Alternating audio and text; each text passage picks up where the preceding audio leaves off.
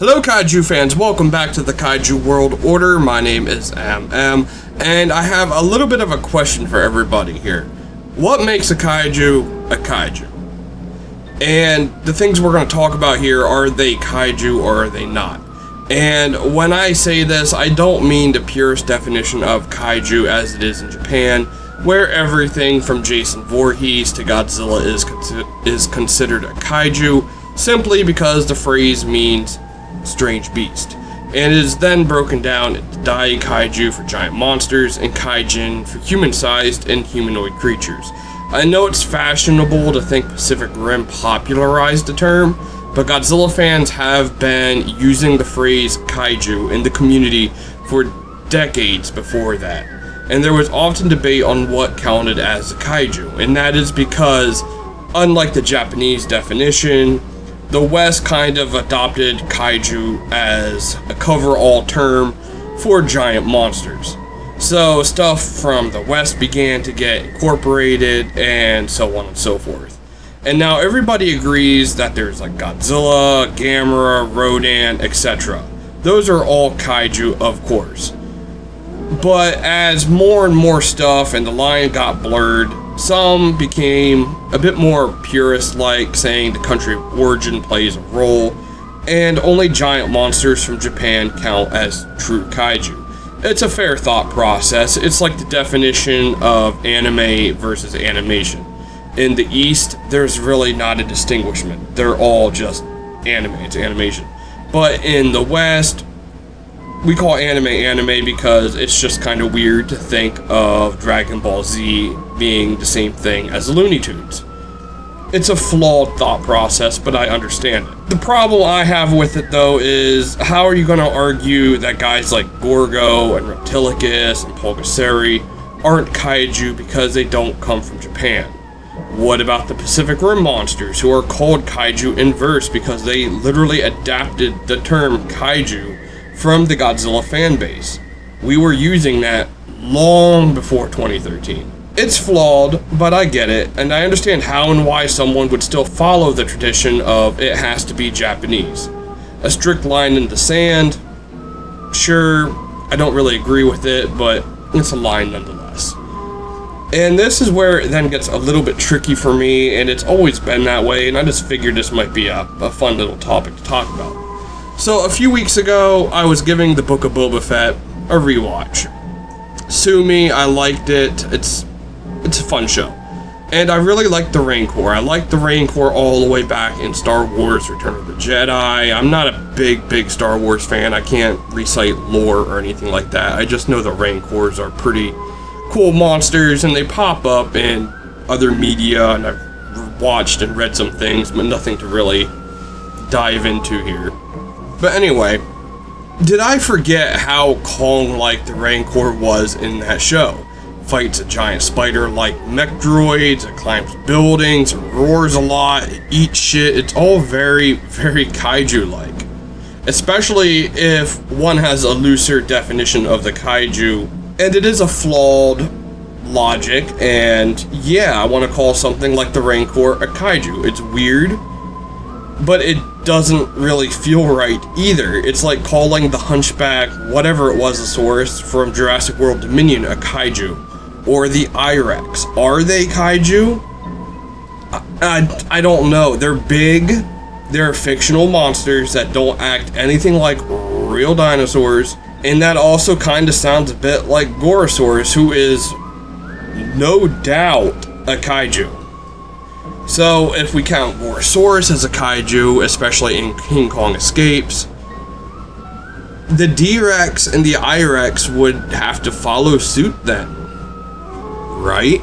Feels weird to say it like that, but just looking at it like this, they're kind of like kaiju. Now, the big differences here between the Rancor and those Slashersaurus examples, they stand at roughly 20 feet, give or take. On Skull Island, the original 33 Kong was about 20 and then bumped up to 50 feet or so he could really cut loose in New York City. Kong, to me, this is just for myself, is the default, you must be this tall to count as a kaiju. He's able to hold a human in his hand. He can swallow a human whole. All these examples I just listed off of the I-Rex, the D-Rex, the Rancor, they could all do the same thing as 33 Kong could when it comes to what makes a kaiju. And speaking of stop motion, Ray Harryhausen, the man has a whole pantheon of are they or aren't they creations.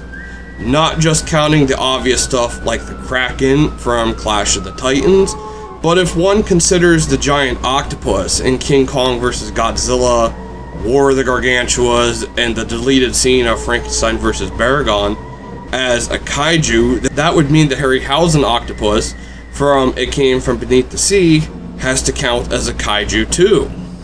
It just makes sense. And if the giant octopus does count as a kaiju in both the US and Toho versions of the same exact idea while not being the same creature, wouldn't that mean the tarantula in 1955's Tarantula is also a kaiju? And the deadly mantis with its dinosaur roar and awesome scene of it scaling up the Washington Monument? How about the them ants and the black scorpion? The black scorpion does go on some straight up kaiju levels of carnage rampaging. We got Frankenstein from Toho as well, openly embraced as a kaiju. Cool? Yeah, I agree 100%. Frankenstein is a kaiju. So what about the 50-foot woman? Maybe not, she does speak after all.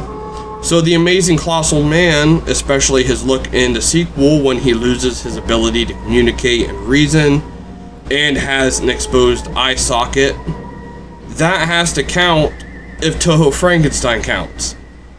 Now, I openly admit it grinds my gears something fierce when certain types of fans try and label classic monsters like Macris and Kumanga as nothing burger monsters, despite the immense work that went into their creation, character, and performance on screen. To show zero respect for that while trying to pass yourself off as a Godzilla fan is that's just a whole different rant for a whole different day. But there are kaiju that definitely fit into the role of nothing burger monsters. Ones that Toho didn't even bother giving proper names. The aforementioned octopus, the giant condor, the giant sea snake, those are all undoubtedly kaiju. So what I guess I'm trying to do here is just guide you into the obvious answer. The line is blurred. I think for as long as movies exist and giant monsters and kaiju continue to populate them in one way or another, there's always going to be this debate on what counts as a kaiju and what doesn't. For every rule you can say and follow, there's always going to be a, well, what about counter argument. Naturally, if someone asks, what's your favorite kaiju, and their answer is, oh, my favorite kaiju is the Rancor, yeah, something like that is definitely going to give me pause and question if the term kaiju becoming mainstream is a good thing or not. I'm still grumpy over all the kids leaving their trash ass opinions all over my lawn that is the Godzilla fandom, so I'm not looking forward to seeing stupid things like that being said about, with the phrase kaiju attached to it. It's a weird thing to think about once you start realizing there's a lot more to kaiju than just Godzilla and Ultraman and Pacific Rim. And this is where we are now today.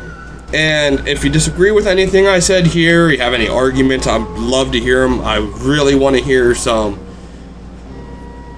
valid reasons on why the Rancor isn't a kaiju if you consider something like 1933 Kong a kaiju. Now, if you don't consider Kong a kaiju, that's an entirely different thing. Kong is just kind of the, as I said, he's the default. So, until next time, kaiju fans, peace out, and Minya, take it away. Godzilla says you should like and subscribe.